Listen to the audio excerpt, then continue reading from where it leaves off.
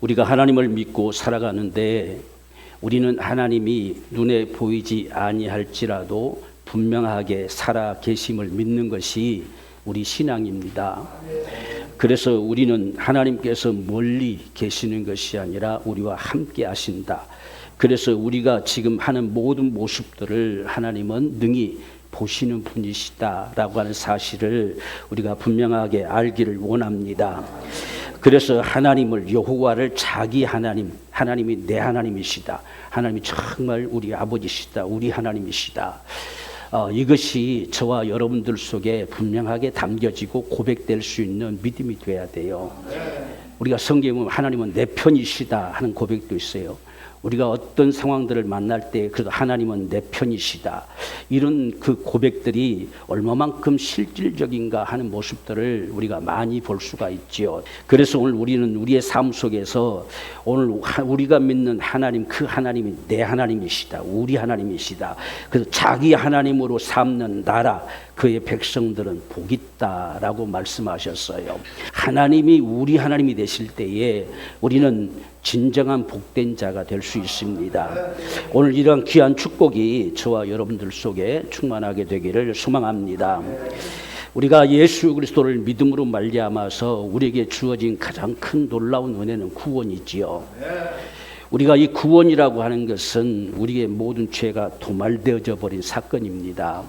죄 때문에 결국 인생들은 다 멸망할 수밖에 없는데 그 죄가 다 도말돼 버렸어요. 사라져 버렸어요. 우리가 그것을 구속하셨다 이 말합니다. 구속이란 말은 값을 지불하고 우리를 구원하셨다는 뜻이에요. 그래서 그걸 구속이라, 성경에서 구속이라고 표현합니다. 그래서 우리를 정말 죄에서 다 구원하셨다라고 했을 때 죄가 도말돼 버렸어요.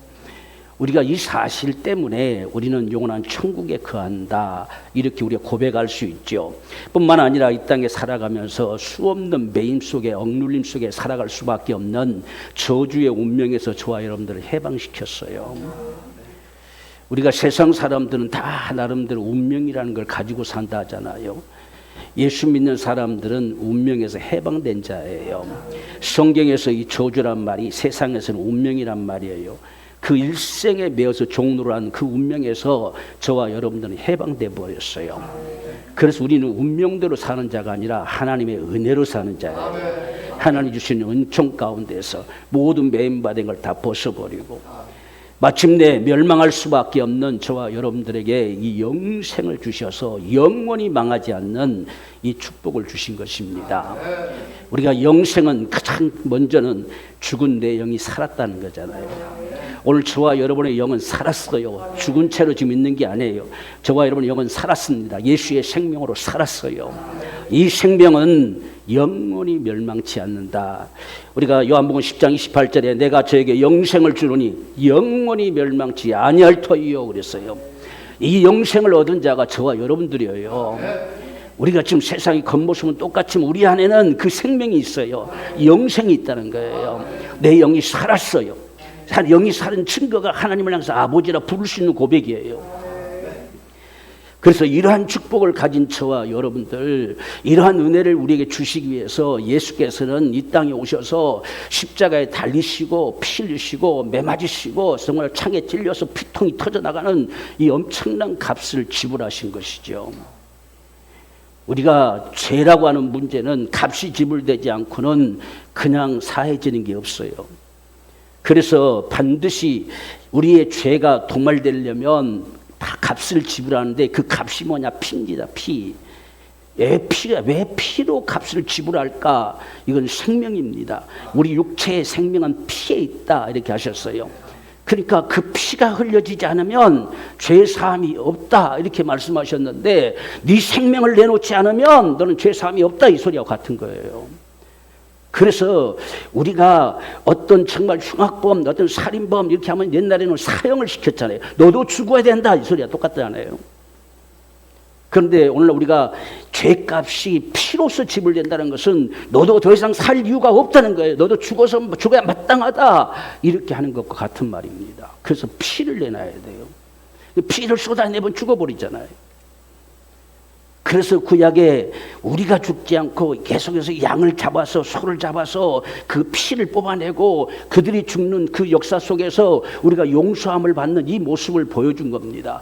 바로 그 짐승과 같이 세상에 오셔서 죽으신 자가 예수란 이야기예요. 그래서 그는 곱게 죽을 수가 없어요. 반드시 피를 쏟아내고 죽어야 돼요. 그 피라고 하는 것은 조금 흘렸다고 해서 되는 것이 아니라 아예 피통이 터져서 쏟아져 내려야 돼요. 그래야만이 그 피가 흘려졌다고 말하는 거예요. 그것이 저와 여러분들을 구원한 거예요. 그 값이 지불되지 않았으면 오늘 저와 여러분들 한 사람도 하나님을 아버지라 부를 자가 없어요. 역시 구원받았다고 말할 자도 없어요. 우리 속에 구원이라는 자체가 경험될 수가 없어요. 그런데 값이 다 지불돼 버렸기 때문에 오직 그 은혜로 구원받습니다. 우리가 에베소 2장 8절에 너희가 그 은혜를 인하여 믿음으로 말미암아 구원을 얻었으니 이것이 너희에게서 난 것이 아니고 하나님이 양에다 주신 선물이라는 거예요. 하나님이 예수를 세상에 내놓아서 그 모든 값을 지불하고 그 은혜 때문에 믿는 자들에게 그냥 통째로 안겨다 주신 것이 구원이에요. 그래서 우리는 구원을 얻었다, 구원받았다 이렇게 말하는 거예요. 하나님께로부터 주어지는 구원을 값없이 받았어요. 그분이 값을 다 지불했기 때문에. 이것이 오늘 우리가 예수를 믿음으로 말미암아 우리 저와 여러분이 주어지는 하나님의 축복입니다. 뿐만 아니라 예수님 죽은 자 가운데서 부활하심으로 저와 여러분들에게 생명을 주셔서 하나님의 자녀로 살게 하셨어요. 그래서 우리가 예수를 믿으면 그 생명이 내 속에 역사되어서 하나님의 자녀로 탄생돼 버린 거예요. 그래서 하나님을 아버지라 불러요. 이런 역사들이 그대로 말씀대로 우리에게 이루어지잖아요. 이 말씀대로 이게 지금 우리가 성경은 가장 오래된 책이다 하니 읽었는데 그 오래된 책에서 말씀하신 그대로가 오늘 또 살아서 우리에게 그대로 이루어진다는 이야기예요. 그러니까 얼마나 놀랍습니까? 성경에서 말씀하던 것이 적어도 지금부터 지금 가장 최후로 기록된 것이 2000년 전에 기록된 사실인데 그 이전에 기록된 말씀들이 우리에게서 그대로 이루어진다는 사실은 얼마나 놀라운 역사입니까? 그래서 우리가 하나님의 자녀이 된 권세자가 된 거예요. 그래서 우리 고린도후서 6장 18절을 보면 너희에게 아버지가 되고 너희는 내게 자녀가 되리라 전능하신 주의 말씀이시니라 하셨냐. 전능자가 하신 말씀이에요. 전능자가 우리에게 나는 네 아버지고 너희는 내 아들이다 그 말이에요. 이 엄청난 축복이죠. 지금 전능자가 말씀하신 거예요. 전능하신 하나님이 너희는 내 아들이고 난 네 아버지다 하는 거예요. 오늘 이 같은 사실이 저와 여러분들 속에 분명한 믿음 되기 원해요. 이 분명 확신. 내 아버지 전능자가 내 아버지시다. 우리는 적어도 이 분명한 믿음 가운데서 이 시대를 살아가는 자가 돼야 돼요. 우리가 예수 믿고 살아가면서 결국 무엇으로 사느냐?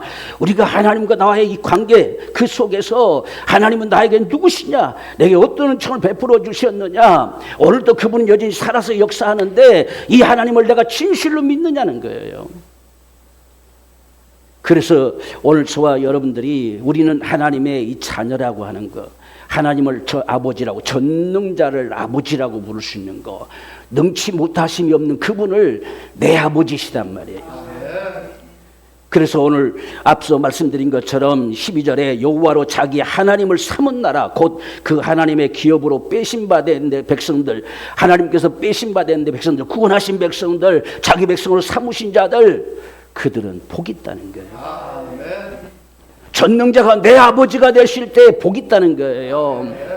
그분이 우리 아버지가 되셔요. 오늘날 우리는 자기 하나님으로 삼을 때에 하나님이 누구시냐? 내 하나님이실 뿐 아니라 그분은 내 아버지시다는 거예요. 그 전능자가 내 아버지시다. 우리가 어떤 상황 속에 놓여져도 우리가 정말 그분 앞에 달려갈 수 있는 것은 그분은 전능하신 하나님이 내 아버지시기 때문에 그게 우리 속에 담겨지는 믿음이 될 때에 축복이라는 거야. 그게 바로 복이다.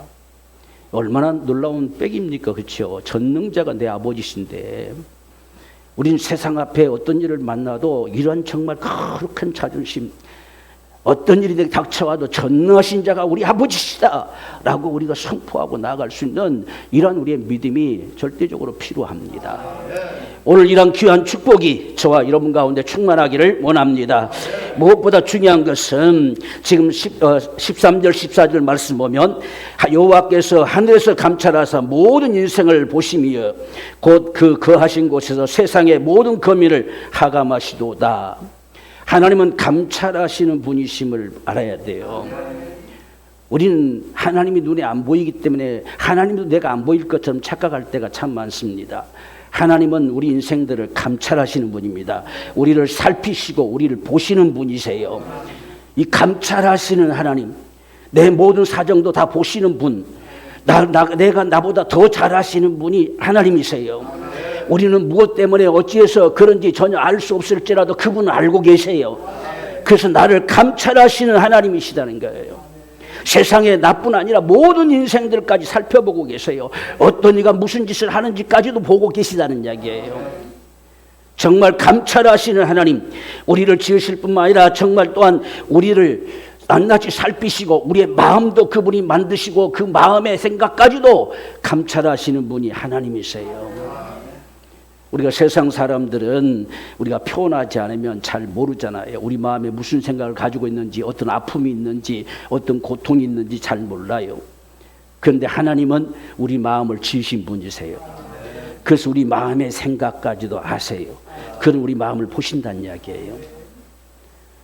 적어도 이 감찰하신 하나님, 우리가 이 구약에 보면 야곱이 나오죠. 야곱의 생애. 야곱이 지금 삼촌 라반의 집에 가가지고 얼마나 열심히 일했습니까? 그의 고백에 보면 정말 눈코 뜰 새 없이 일했다 이렇게 말합니다. 그런데 삼촌은 어떻게 하든지 자기 욕심만 채우려고 그 야곱을 자꾸 이용해 먹지요.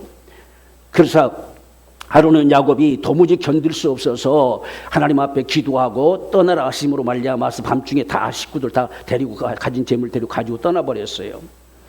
나중에 도망쳐갔다 생각하고서 삼촌이 모든 식졸들을 거느리고 쫓아갔지요. 잡히면 죽이겠다고 쫓아간 거예요. 삼촌이 상당하게 좀 이기적인 사람이죠. 자기 조카인데 지금까지 부려먹었으면 20년 넘게 부려먹었으면 충분히 그 정도 보내줬어야 돼. 벌써 보내줬어야 되는데 보내주지도 않고 그렇게 부려먹다가 도망갔다고 쫓아가서 죽이겠다고.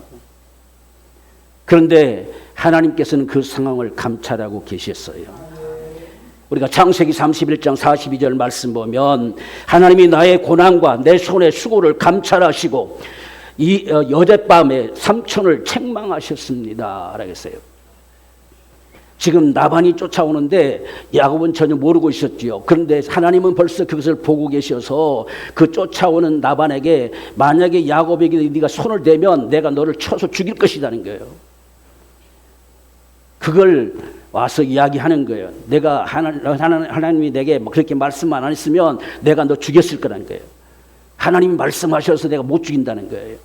그러니까 여기에 야곱이 내가 나의 고난과 정말 힘을 다해서 삼촌을 섬기고 내 손으로 한 모든 수고를 하나님이 감찰하셨다는 거예요. 그래서 어젯밤에 하나님이 삼촌을 막으신 겁니다. 책망하신 겁니다. 이렇게 말하죠. 적어도 야곱은 하나님의 감찰하심을 믿었기에 삼촌이 그렇게 수없이 속이고 또 속이고 했어도 하나님 앞에서 그런 삶을 살아간 거예요. 하나님이 나를 보실 것이다. 나를 보시고 반드시 그분은 역사하실 것이다. 이 사실 앞에 결국은 삼촌이 무릎을 꿇는 거지요. 오늘 저와 여러분의 생애 속에서도 정말 하나님께서는 우리를 감찰하셔서 저와 여러분들의 상황과 처지와 형편을 누구보다도 잘 아시는 분이 하나님이세요. 또한 하나님께서는 이스라엘 백성들이 애굽에서 고난받는 것을 감찰하시고 그들의 부르짖는 소리를 들으셨다 그래요. 세상 사람들은 전혀 생각도 안 했을 거예요. 지금 애굽에서 이스라엘 백성들 잡아놓고 노예로 잡아놓고 일을 시키고 고통을 당하게 했지만 그것이 당연하게 자기들이 권리기 때문에 자기들의 나라기 때문에 이스라엘 백성들을 어떻게 하든지 고욕을 시켜서 저들로 번성하지 못하게 만들려고 그렇게 해서 했지만 하나님은 그 사실을 보셨다는 거예요. 그래서 그들이 그 고통 가운데서 부르짖자 하나님께서 그들의 기도를 응답하셔서 건져내시는 겁니다. 이게 하나님의 역사예요. 오늘 저와 여러분들이 우리가 처한 상황들 속에서 우리가 어떤 형편에 놓여 있을지라도 하나님이 저와 여러분들을 보시기에 우리가 그분을 의지하는 거예요.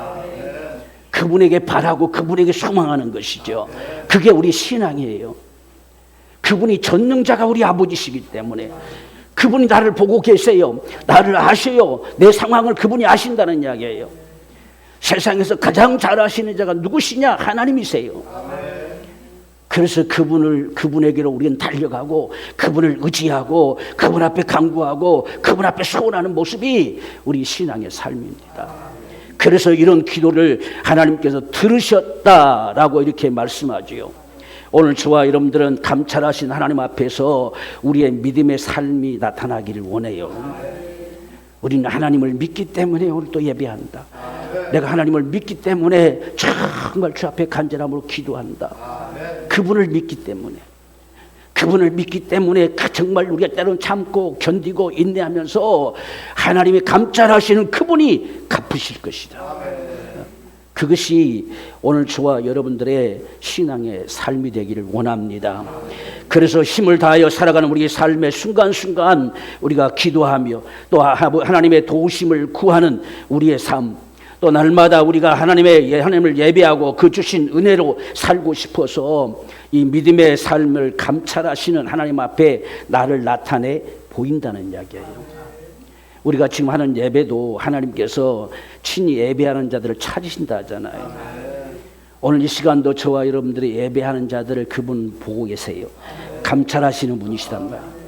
그리고 우리를 찾으세요. 우리가 어떠한 심정으로 하나님을 예배하는지 그걸 아신다는 이야기예요.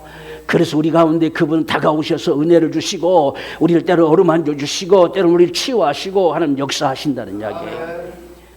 그것이 오늘 우리의 신앙입니다. 우리는 감찰하신 하나님을 믿으십시다. 때로는 아무도 알지 못한 상황 속에서 내가 혼자서 고통스러워 한숨 쉬고 있을 때에 그분은 그 나를 감찰하시는 분이시다는 거예요. 그래서 우리는 우리의 삶이 하나님 앞에 늘 보여지기를 원해요. 우리의 믿음의 삶, 우리가 예수님이 세상에 오셨을 때는 저희의 믿음을 보시고 이렇게 하잖아요. 우리의 믿음이 보여져야 돼요. 그분 앞에 나타내 보여지는 거예요. 내가 그분을 신뢰하기 때문에, 나를 감찰하신 그분을 내가 바라보기 때문에 그분 앞에 나의 모습을, 정말 주의 은혜를 갈망하는 내 모습을 보이는 것입니다. 그게 우리가 이 시대 속에서 믿음으로 살아가는 방법이에요. 하나님이 나를 보시면 반드시 역사하실 것이다. 이스라엘 백성들이 그 고통 가운데 부르짖는 소리를 들으시고 응답하셨던 것처럼 정말 야곱이 아무도 알아주지 않는 속에서 정말 밤낮 없이 수고하고 예타하고 정말 삼촌을 전혀 살심 없이 섬겼던, 그것을 목격하셨던 그 주님이 바로 야곱에게 역사하셨던 것처럼 오늘 저와 여러분들도 보신다는 거예요. 때로는 우리의 억울함도 보셔요. 우리의 아픔도 보시고 정말 남이 알 수 없는 그 고뇌도 그분은 보십니다. 감찰하셔서 그분은 역사하시는 분이심이 오늘 그분이 우리 하나님이신 것을 우리는 전적으로 신뢰하고 믿기를 원합니다. 우리가 두 번째는 하나님을 경외하는 자, 그 인자하심을 바라는 자를 살피시며 건지시며 기근 시에도 살게 하신다. 이게 우리 하나님이십니다. 그래서 18절 19절 말씀 보면 여호와는 그 경외하는 자 곧 그 인자하심을 바라는 자를 살피사 저의 영혼을 사망에서 건지시며 저희를 기근 시에 살게 하시는도다. 오늘 정말 우리 하나님이 얼마나 위대하신 역사들을 행하시는가 하는 사실을 볼 수 있어요. 특별히 시편의 고백은 자신의 삶 속에 경험되어진 하나님을 고백하고 있는 거예요. 이 시편은 정말 이 신앙의 사람들, 믿음의 사람들이 고백해내는 소리입니다. 특별히 다윗이 주로 많이 고백을 해냈지요. 그래서 그의 고백 속에서 나타나지는 것은 하나님을 경외하는 자는 어떤 상황 속에서도 하나님이 살피시고 건지시고 살게 하신다는 이야기예요. 이걸 저와 여러분들이 확신하십시다. 시대가 아무리 어려워지고 힘들어지고 여러 가지 일들이 참 고통스러운데 우리가 있게 된다 할지라도 하나님은 그런 저와 여러분들을 살피시는 분이세요. 그리고 우리를 건지시는 분이십니다. 그리고 이 지금 기근 시에도 흉년 들어서 아무것도 얻을 수 없는 기근 시에도 살게 하시는 분이 우리 하나님이세요. 그래서 우리는 다 오늘날 우리가 살아가는 시대가 참 여러 가지로 힘들고 어려움도 많잖아요. 특별히 경제적인 부분도 참 힘든 모습들도 참 많습니다. 그런데 하나님은 그런 속에서도 살게 하신다는 이야기예요. 우리가 이 이삭이 흉년 가운데 거부가 되었던 사건을 볼 수가 있습니다. 이삭이 점점점 살기 편한 기름진 땅으로 애굽으로 내려가려고 할 때 하나님 멈춰 세웠어요. 내려가지 말라라고 말씀하셨습니다. 아브라함 때도 그렇게 말씀했지요. 그래서 네가 내 말대로 거기에 머물면 내가 너에게 복을 주리라 이렇게 씁니다. 그 지금 이삭이 머무는 땅이 어떤 땅이냐면 아브라함 때 흉년 들었고 지금 다시 이삭 때 거듭 흉년이 들었습니다. 아무것도 먹을 것이 없어요. 그래서 애굽으로 가려고 하는 겁니다. 기름진 곳으로. 그런데 하나님이 막으셨다는 이야기예요. 그래서 이삭이 그 땅에 머물렀어요. 그 땅에 머물렀을 때에 다른 옆에 모든 밭들이나 모든 땅들은 소출이 다 사라졌지만 이 이삭의 땅에만, 이삭이 농사하는 그 땅에만 갑절로 넘쳐나는 축복이 임했어요. 정말 주변 사람들이 다 시기할 정도로 왜 너의 땅만 잘 되고 우리 땅은 안 되냐는 이야기 할 정도로, 그래서 그를 쫓아내고 싶은 마음으로 그럴 정도로 그가 복을 받았습니다. 우리가 창세기 26장 12절 13절 말씀 보면 이삭이 그 땅에서 농사하여 그 해에 100배나 얻었고 여호와께서 복을 주심으로 그 사람이 창대하고 왕성하여 마침내 거부가 되었다는 거예요. 여러분 흉년 가운데도 거부가 되게 하시는 분이 하나님이세요. 우리는 그분을 기대하는 거예요. 그분을 의지하는 겁니다. 우리는 우리의 가능성을 믿는 게 아니에요. 우리는 전능자를 믿는 거예요. 그분은 분명히 기근 시에도 살게 하신다고 말씀하세요. 우리가 지금 처한 이 기근 같은 이런 상황 속에서도 그분은 사는 길을 열어 가시는 거예요. 그래서 지금 이 이삭이 도무지 있을 수 없는 땅에서 100배나 얻어서 거부가 됐다는 사실이에요. 여러분 이 말씀이 믿어집니까? 우리 속에 믿어지는 기대가 있어야 돼요. 오늘날도 하나님은 기근 시에 반드시 나를 살게 하신다. 그 사는 길이 무엇일까? 우리는 잘 알 수 없어도 그분에게는 그분의 방법이 있다는 이야기예요. 그 하나님을 우리는 의지하는 겁니다. 그랬을 때 하나님께서 반드시 이삭이 흉년 가운데 거부가 되게 하셨던 것처럼 저와 여러분들이 이 기근 시에도 살게 하시는 이런 하나님의 은총을 베풀어 주실 것이라는 거예요. 여호와를 경외하는 자에게, 우리가 하나님을 경외하기 때문에 이러한 축복은 하나님께서 반드시 우리에게 주신다는 사실을 분명하게 우리가 확신하고 나가기를 원합니다. 우리가 하나님의 말씀 앞에 순종함은 하나님의 축복의 통로예요. 그래서 이삭은 하나님의 말씀을 전폭적으로 믿었어요. 그 땅에 거하면 너희 아비 아브라함도 내 말을 그대로 순종하여 복을 받았다는 겁니다. 너도 그대로 순종하면 반드시 복을 받으리라 말씀하셨던 것처럼 그 땅에 머물렀더니 과연 기대할 수 없는 상황 속에서 그 당시에 모든 사람들이 다 잘 되었으면 잘 되는 시간이었다 말할 수도 있겠지만 다 안 됐어요. 오직 이삭의 밭에만 100배나 되는 결실을 거두었어요. 그러니 이는 하나님의 역사가 분명하다는 이야기예요. 이 같은 사실이 오늘 저와 여러분들에게 축복의 통로입니다. 우리는 적어도 그분을 믿기 때문에 그분의 말씀 앞에 순종하는 거예요. 여러분 세상에서 하나님 말씀만큼 정확한 게 없어요. 어떤 누구가 다 잘난 체 해도 하나님의 말씀을 능가할 자가 없습니다. 우리는 그 하나님의 말씀 앞에 순종하면 안 될 것 같은데 된다는 이야기예요. 그게 하나님의 역사지요. 그래서 우리는 하나님의 말씀 앞에 정말 순종하는 자가 되어야 됩니다. 우리가 신명기 28장 2절 말씀 보면 내가 내 하나님 여호와의 말씀을 순종하면 이 모든 복이 내게 임하며 내게 미치리니, 순종하면 반드시 복이 온다는 거예요. 우리가 성경을 한번 보십시오. 성경에 정말 믿음의 사람들은 한결같이 말씀 앞에 순종하는 자들이었어요. 다 말씀대로 준행했고 말씀을 쫓아갔고 정말 말씀을 신뢰하고 살아갔던 자들의 모습들이 나타나고 있지요. 우리가 이렇게 예배하는 이유도 하나님의 들려오는 그 말씀을 받아쥐고 그 말씀대로 살고 싶어서 예배하는 거예요. 내게 말씀이 주어지는 게 은혜예요. 하나님이 내게 오늘 이렇게 말씀하셨다 하는 것이 은혜입니다. 그 은혜를 가지고 우리는 한 주를 또 다시 사는 거예요. 그래서 하나님의 말씀이 적어도 우리 속에 들려와줘야 돼요. 하나님이 이 말씀하심, 정말 하나님께서 우리를 정말 그분을 경외하는 자들을 살피시며 우리를 건지시고 정말 기근시도 살게 하시는 그 하나님이 우리 하나님이심을 우리 속에 들려줘 온다면 우리는 이 시대를 당당하게 살아갈 수 있잖아요. 우리는 그렇게 하나님을 의지하는 거예요. 그게 하나님을 향한 우리 믿음입니다. 그래서 말씀 앞에 순종하면 이 모든 복을 너희에게 준다는 거예요. 오늘 저와 여러분들이 하나님의 말씀 앞에 순종하는 자 되기 원합니다. 하나님 말씀 앞에 순종한다고 하는 것은 이게 무슨 말인지 다 어떤 말이 기록된지 다 몰라서 어떻게 순종하냐 이렇게 하는데 가장 우리가 기본적으로 우리에게 들려져 오는 말씀 앞에 순종하는 거예요.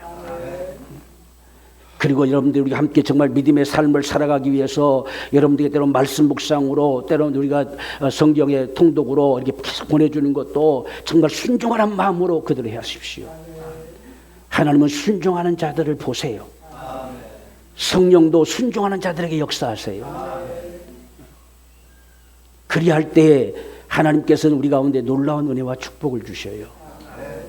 여러분 주의 말씀 앞에 순종함이 축복의 통로라는 사실을 분명히 기억하고 우리가 주의 말씀 앞에 순복하는 복된 생애가 되기를 원합니다. 또 뿐만 아니라 주와 복음을 위한 삶을 살아가게 될 때에 금세와 내생에 보장받는 복된 삶이라고 말씀합니다. 마가복음 10장 30절에 보면 금세에 있어 집과 형제와 자매와 모친과 자식과 전토를 100배나 받되 핍박을 겸하여 받고 내세에 영생을 받지 못할 자가 없느니라. 이 땅에서 우리가 복을 받을 수 있는 이유는 하나님께서 우리가 주와 복음을 위한 삶을 살고자 했을 때에 복을 더하십니다. 여러분들 우리가 때론 돈을 많이 벌고도 싶고 잘 살고도 싶고 하는 이유가 뭐냐는 거예요. 그렇게 해야 될 이유가 도대체 뭐냐는 거예요. 이유가 분명해질 때에 하나님께서 우리에게 맡기시기도 하지요.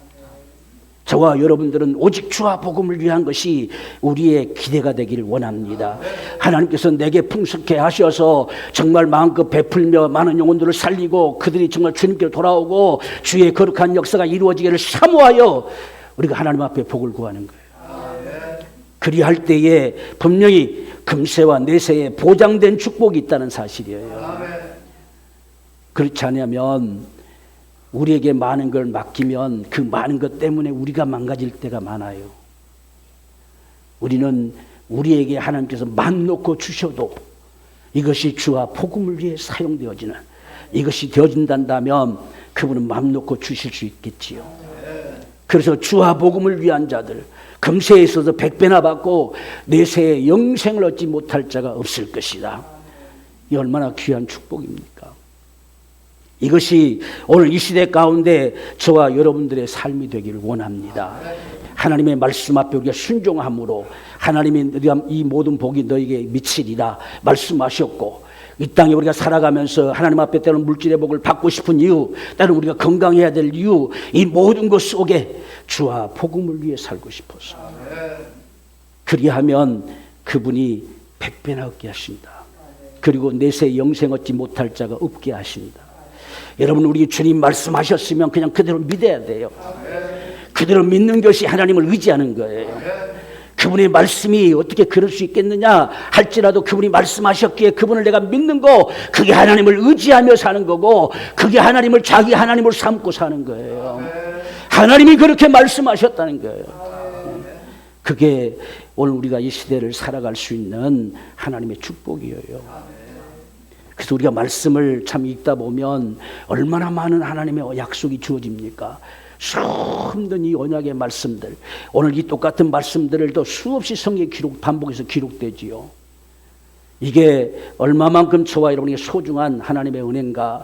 오늘 저와 여러분이 순종함으로, 주의 말씀 앞에 순종함으로 하나님의 복을 마음껏 누릴 수 있는 우리의 삶이 되기를 주의 이름으로 축원합니다. 우리가 마지막으로 하나님은 우리가 소망을 가지고 바라는 자들에게 반드시 도움이시고 방패가 되신다라고 20절에 말씀합니다. 우리 영혼이 여호와를 바라미요 저는 우리의 도움과 방패시로다. 하나님은 우리를 도우실 뿐만 아니라 어떤 내부의 세력들을 막아주시는 방패가 되신다는 이야기예요. 그래서 오늘 저와 여러분들 속에 우리는 매 순간순간 이 하나님을 의지하는 겁니다. 하나님의 도우심을 매 순간순간 갈망하는 거예요. 우리는 하나님의 지혜를 수없이 구하는 거예요. 우리 인생의 힘으로, 인생의 지혜로 되지 않아요. 오늘 말씀도 말씀하자 큰 군대의 힘이 가졌다고 구원하는 것이 아니라는 거예요. 용사가 있어서 그가 이기는 것도 아니라는 겁니다. 하나님이 친히 역사하셔야만이 된다는 이야기예요. 하나님이 구원하셔야만이 진정한 구원이 되는 겁니다. 오늘 우리는 이 사실이 저와 여러분들 속에서 분명히 나타나는 믿음 되기를 원합니다. 하나님은 우리 도움이세요. 성령께서 우리 연약함을 도우시는 분이세요. 그러면 우리는 그분의 도움을 구하는 게 그분을 의지하는 거예요. 여러분 매 순간순간 그분을 의지하세요. 그분의 도움을 구하세요. 그저 잠시 짬만 나도 성령님 도와주세요. 성령님 정말 이곳에 임재하셔서 나를 상관해 주시고 나를 간섭해 주시고 나의 삶을 도와주세요. 여러분 물질 위에도 성령께서 임재하셔서 간섭하시기를 갈망하세요. 여러분의 하는 일들 속에도 주여 내 손으로 하는 모든 일들 속에도 성령님이 간섭하셔서 복되게 해주세요. 정말 순간순간 우리 성령님의 도우심을 갈망하는 것, 그게 우리가 성령님과 동행하는 것이고 성령님을 의지하는 것이고 하나님을 정말 의지하여 사는 거예요. 근데 우리는 삶을 살아가면서는 잊어버리고 살아요. 하나님 앞에 지금 내 삶에 그분이 상관이 오시는 이 일을 전혀 우리가 별로 관심을 두지 않고 살아가는 경우가 참 많습니다. 여러분들이 무슨 일을 해도 여러분들의 실력이 뛰어나서 그 일을 한다고 생각하지 말고 우리 하나님이 오늘도 나를 도우셔서 내가 그 은혜로 사는 자입니다. 그래서 무엇을 할지라도 우리가 사람들을 만날지라도 항상 우리는 그분의 도우심을 구해야 돼요. 여러분들이 참 일을 하면서도 성령님의 도우심을 끊임없이 구하세요. 하나님은 우리 도움이세요. 나를 돕는 자세요. 어떤 어려움이 있을 때 그분을 막아주시는 방패가 되세요. 그래서 그분을 의지할 때에 우리 하나님은 반드시 우리 가운데 역사되어짐을 볼 수가 있습니다. 우리가 시편 115편 9절 말씀부터 보면 이스라엘아 여호와를 의지하라. 그는 너의 도움이시요 너의 방패시로다. 아론의 집이여 여호와를 의지하라. 그는 너의 도움이시요 너의 방패시로다. 여호와를 경외하는 너희는 여호와를 의지하라. 그는 너희의 도움이시요 너의 방패시로다. 얼마나 참 애타게 고백합니까? 지금 이스라엘 백성들 아론의 집은 제사장들일지라도 누구도 막론하고 그분을 의지하라는 거예요. 그 여러분뿐 아니라 저도 역시 하나님을 전폭적으로 신뢰하지요. 전폭적으로 의지하지요. 그분을 의지하지 않고서는 우리가 살아갈 수가 없어요. 우리는 이 땅에 살아가면서 수많은 일들을 만나게 됩니다. 그렇지만 그런 일들을 만날 때에 여호와를 의지하라는 겁니다. 그분이 너의 도움이시고 너의 방패시다는 이야기예요. 우리가 이 사실을 정말 믿고 하나님의 도움을 구하기를 원해요. 그리하면 하나님이 반드시 역사합니다. 우리가 이 베드로가 고기 한 마리 밤새도록 고기 잡으려 했지만 고기 한 마리도 못 잡았을 때에 예수님께서 다가오셔서 깊은 데로 가서 금을 내려 고기를 잡으라라고 말씀하셨을 때에 아무도 안 따라갔어요. 베드로만 오직 그 말을 듣고 갔습니다. 왜? 고기를 잡을 수 없다고 판단했기 때문에. 그런데 베드로는 말씀에 의지하여 그물 내리겠습니다 라고 했어요. 그래서 그물을 내렸더니 그물이 찢어질 정도로 잡혔어요. 그것을 본 순간 다른 배들이 다 쫓아가서 자기들 배에다 다 채웠지요. 오늘 우리는 주님의 소리가 들려지면 우리 함께 가기를 원합니다. 함께 그 말씀을 쫓아갈 수 있는 자가 돼야 돼요. 그분이 도움이시요 방패다 하셨으면 그것을 믿고 그분의 도우심을 전폭적으로 구하고 정말 주의 은혜 가운데 살고자 하는 것. 우리가 어떻게 해야 될지 알지 못할 때 주님의 지혜를 구하는 사람들, 주님 나를 도와주세요, 내게 지혜를 주세요, 어떻게 하면 좋을 것인지 가르쳐 주세요. 우리는 좌절하고 낙심하는 사람들이 아니라 어떤 상황을 만날 때 그곳에서 어떻게를 묻는 겁니다. 왜? 우리 도움이신 자가 계시잖아요. 주님 어떻게 하면 좋을까요? 어떻게 하면 될까요? 그게 우리의 신앙이에요. 우리는 어떤 일을 만나도 그 일을 능가하실 전능자가 우리 아버지세요. 그 하나님이 계시기 때문에 우리는 어떤 일을 만남 속에서 주님 어떻게 하면 좋을까요? 내게 지혜를 주세요. 가르쳐 주세요. 나를 도와주세요. 우리는 적어도 그렇게 구할 수 있는 자들이에요. 그게 우리가 하나님을 전폭적으로 의지하는 삶입니다. 그래서 우리가 삶 속에서도 끊임없이 우리가 어떤 일이 이루어졌을 때 하나님 앞에 감사합니다. 또한 우리가 그렇지 못할 때는 하나님의 도우심을 구하고 하나님이 이루시겠다고 약속하신 말씀 앞에는 우리 믿음으로 나아가고, 이것이 우리 살아가는 삶 속에서도 순간순간 일어나져야 돼요. 여러분이 하루를 살면서도 하나님 앞에 내가 감사를 몇 번을 표현하고 있는가 우리 자신 돌아보십시오. 내 삶의 현장 속에서 오늘 또 하나님 이 일을 능히 이루게 하심을 감사합니다. 이걸 감당하게 하심을 감사합니다. 오늘 이 일이 무사히 맞춰지게 하심을 감사합니다. 수없이 우리 순간순간 우리 삶에서 그런 고백이 나와질 수 있는 것이 주님과 동행하는 삶이에요. 그게 그분을 의지하는 삶이에요.